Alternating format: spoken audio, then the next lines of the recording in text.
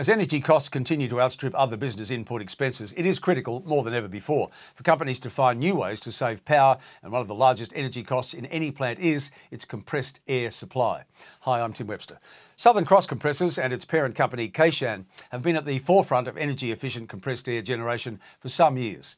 Southern Cross was the first compressor company to introduce a broad range of two-stage rotary compressors to Australia, typically offering energy savings of around 20% compared to an equivalent capacity single-stage compressor.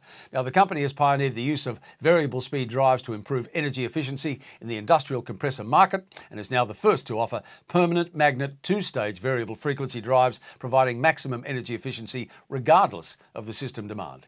Kaishan continues to research into technologies that will save energy for compressed air users. And, importantly, Southern Cross backs up this leading-edge technology with a comprehensive service offering that ensures compressed air systems continue to operate at premium efficiency and reliability, enabling users to realise ongoing cost savings. Find out more from all of W's southerncrissAircompressors.com.au or give them a call 1300 098 901.